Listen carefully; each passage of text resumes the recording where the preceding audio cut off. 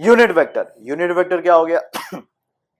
A vector whose magnitude is 1 unit and points in a particular direction is called unit vector. मान लीजिए ये एक vector A है,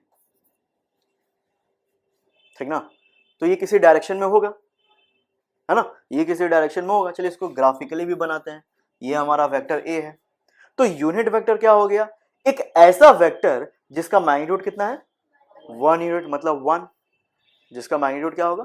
1, और वो किसी एक पर्टिकुलर डायरेक्शन में पॉइंट आउट कर रहा होगा। तो अगर ए के डायरेक्शन में एक यूनिट वेक्टर निकालना चाहें तो हम लोग क्या करना पड़ेगा? एक यूनिट लेंथ का वेक्टर लेना पड़ेगा ना, एक यूनिट लेंथ का वेक्टर लेना पड़ेगा जिसका डायरेक्शन ए के तरफ ही हो, जिसका डायरेक्शन ए के तरफ ही हो। तो उस यूनिट वेक्टर को कैसे निकालेंगे? उस यूनिट वेक्टर को पहले तो इस तरह लिखते हैं, ए के ऊपर एक कैप बना देते हैं, ए कैप बोलते हैं इसको। This will be equal to vector divided by magnitude of the vector, vector divided by magnitude of the vector. अब मान लीजिए 40 किलोमीटर पर आवर के स्पीड से नॉर्थ जा रहे थे वो, 40 किलोमीटर पर आवर के स्पीड से नॉर्थ जा रहे थे वो, उसी को हम लोग 40 से डिवाइड कर देंगे तो क्या मिलेगा हम लोग को?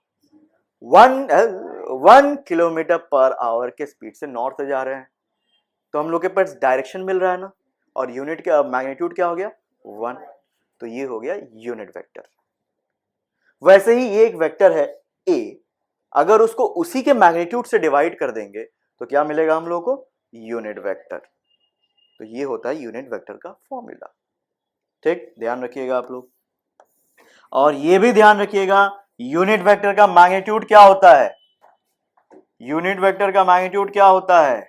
1। यूनिट वेक्टर का magnitude of unit vector is 1।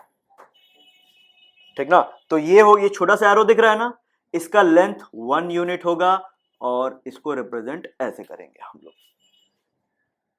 सही है क्या?